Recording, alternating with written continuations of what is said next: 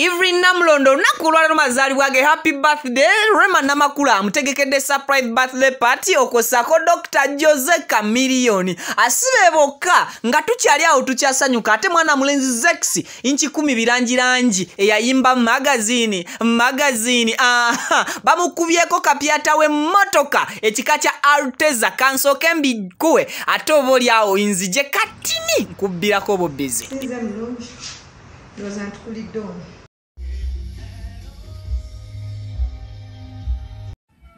Exclusive for you, my darling. I wanna try reggae version for you. What kind of blood clot them a chat about? What them a chat about?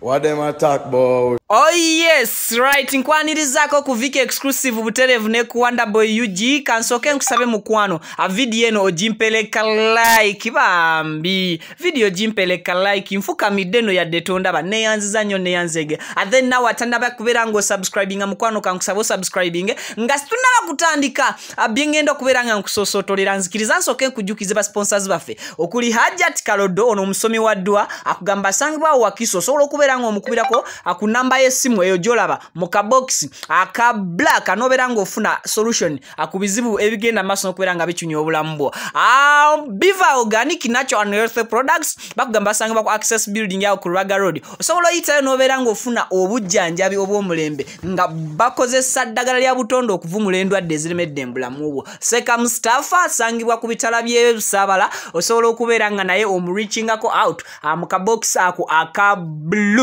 onaku olwalero mazaalibwa ga mwana mwala Evelyn Namulondo bagamba congratulations bagamba happy birthday afe wano ku Viki exclusive buterevu nnyo tukugamba nti awebale kutuuka kukula eri emyaka gyo ne wankubadde nti tetukyabanja myaka gy'aba celebrities abakyala lwansonga nti officially akimanyiddwa nti mukweka emyaka kale Evelyn Namulondo bangi bavudde ne bagenda maaso n'okubanga bamwagaliza amazaalibwa amalungi era abamu kuba kiwoomyemu omutwe okulaba nga mwana muwala ono abeera happy kwe kubaddeko omukyala Rema Namakula ajjukira nti Rema Namakula okuva lwe yazaala yakomyewo mu system ya music industry engeri gye yakomyewo engeri y'okubeera nga participatinga mu buli kimu ekibeera kigenda mu maaso naddala ku bulamu bwa banne so she is a very caring person eri abalala Evelyn Namulondo okuva ejjo ayeteka olaba yabadde agezaako okubanga anoonya kaviri kiddala kana fittinga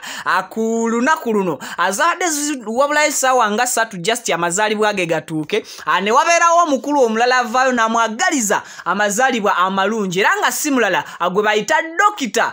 Jose Chameleone maasoko wano nga nakamaliriza okuwaako katini nnyo njagala nkuweeko ku Dr. Jose Chameleone owulire obubaka bwe yagenze maaso n'okubeera nga atikka birthday alono amanyiddwa nga Evelyn Namulondo nenga sinaba bikuwa kankusabe mukwano video eno kankujukize jimpeleka like bambi give this video a like a thumb then after subscribe obango badde mupya ku channel zaffe then ngenda kuba nzija n'amawulire amalala after bubaka bwa okay ndoza kanchigatta rumu videos bawerumu Zex inchi 10 birangirangi naye yagudde mu bya sava ne lwaki sisoka kubagirawo bubaka bwomu ndoza kantandikire kubaka bwa mwana mwala Evelyn Namulondo mwenyini anga alaga happiness ye oba essanyu lye awakulunaku luno olw'amazaalibwa ge abantu bangi bakyavayo n'okubeera nga bamwagaliza amazaalibwa amalungi angenze n'entunula ku FIFA myaka nga y'omu ku bagenze maaso n'okubeera nga baagaliza mwana muwala ono Evelyn Namulondo amazaalibwa amalungi mpiseeko ku page ya Spice Diana anennengerayooko katono nga Spice naye agalaga ali wamu ne mwana muwala ono Evelyn Namulondo akatusooke ndowooza tulabe obubaka bwa mwana muwala Evelyn Namulondo just ka simple video clip ke akatadde ku social media handle ye angalaga nti bambi awulira essanyu jukira nti ebirabo yali yatandika dda okubifuna nnyo anga n'amazaalibwa ge gatyabulako wiki namba kale buterevu video yeno eya mwana muwala Evelyn Namulondo ate then inkomewo sinze mulungi ndowooza ntukulidde ono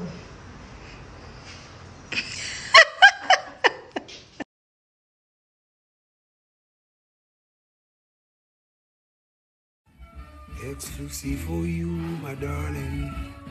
I wanna try reggae version for you because I love you, yeah. Girl, I love you to the bone, go singer, baby. Gavasiga baby. Girl, I love you to the bone, go bachira go mami. Yeah, kabaji.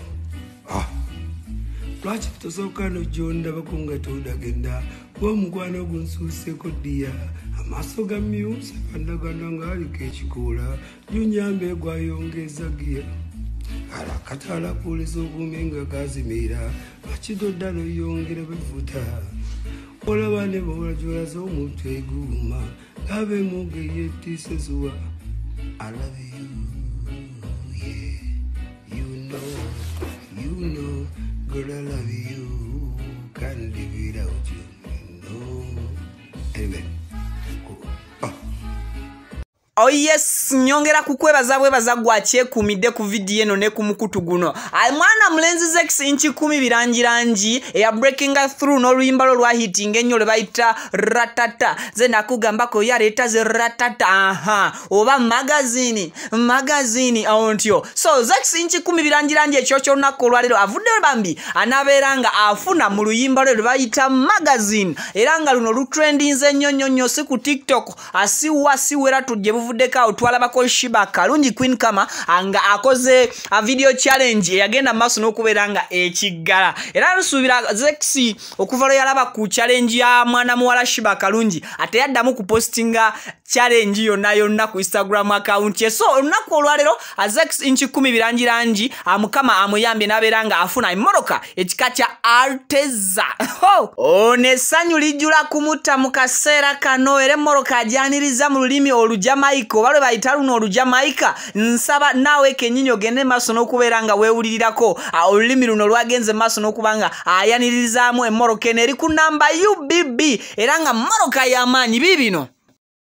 What kind of blood clot them a chat about? What them a chat about? What them a talk about? Where them? What them a suit there? What them a suit them a suit them a suit them a suit them a watch them a yo. There's a girl, man.